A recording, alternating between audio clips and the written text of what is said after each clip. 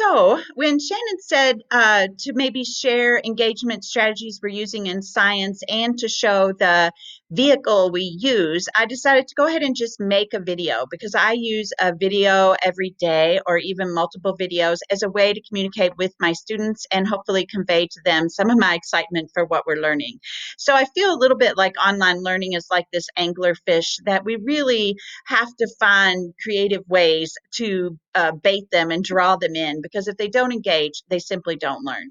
And so originally, I didn't make movies. I thought this guy, he's way better than me. Why should I make my own movies? But it became clear it's because students want to see us and not someone they don't have any relation with. So for me, one of the big things that I focus on that I can integrate into all aspects of the curriculum is giving students a voice. And that can be one of my tools for online learning. But not only do I give them a voice, they have to feel like they are heard in addition. So one way I do this is an entry task each day in both my personal classroom and my online classroom. And what I do is that topic is always open-ended. So, for example, this was an entry task from March 18th when the closure first started. I shared a little bit about how Zeus' role had changed from a therapy dog to a rescue dog. And then I asked them how their life is changing. And just that one entry, I got a huge number of responses. About 80% of my students responded, and I learned a whole lot about my students. So I was able to write back to them and their responses. Here's another entry I did about, hey, life is hard. And I hear that from a lot of them. So what makes them happy? These are my cats.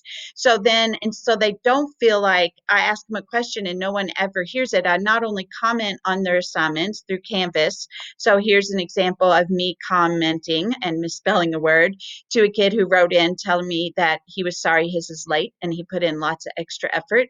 But I also take their responses. So like this was the responses that they did and sent me to that earlier question about what makes you happy. And they sent me so many pet pictures that I put it together and made a PowerPoint of their pets that I then share on Canvas for everyone to see. And they really love seeing their own pets highlighted and seeing everyone else's pets.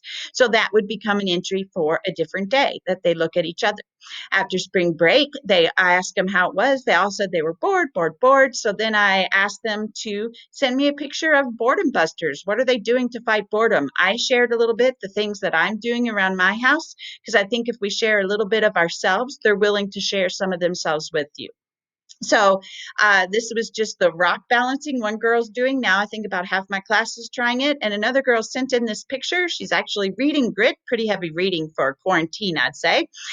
So the entry is just one part of my daily lesson. I then go on to the content, but even there, I try to give students a voice by making my assignments very open-ended. Let's scoot this over. And then I take those assignments and I try to use them again by compiling them in PowerPoints to show them someone is listening and hearing what they're doing. So, for example, when we started looking at bridges from Unit 1, when we started looking at past learning, and they sent in their favorite bridges from somewhere in the world, I made a big PowerPoint out of them and then used that PowerPoint for them to see each other's work, and we used it as part of our content. So I can actually make up questions from some of their content. So I also try to make videos and movies that are a little bit different to try to have students interested in coming back and seeing more. So this is my dog Zeus. He's my teacher assistant. And in this example, he goes and makes an isotope model when we were studying radiometric dating and trying to understand what isotopes are. So he eats some of the dog treats out and we count the neutrons left, and I explain to them how to make models and write isotope symbols, etc.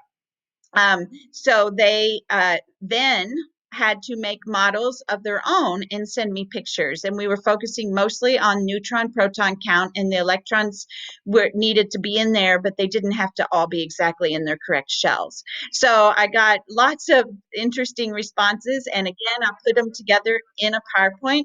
So this is a student that made a movie, and her brother was the the atom, and he's got protons and neutrons and electrons. So super creative what she did. Here's one that used archery, so getting them outside. So I took all their ideas, put it in a PowerPoint, and let them see each other's models, and then even ask them questions about each other's models. So again, their voices being heard and used. This is me wearing a mud mask for Earth Day. I challenged them to watch a documentary that they had not seen, and then they uh, did a response to it, some sort of creative response. This girl made a waterfall cake. There was a lot of really interesting responses people had to their documentary. I try to go out on a limb a little bit and be a little bit vulnerable and crazy, so I allow my students to be open-ended and feel comfortable sharing with me whatever.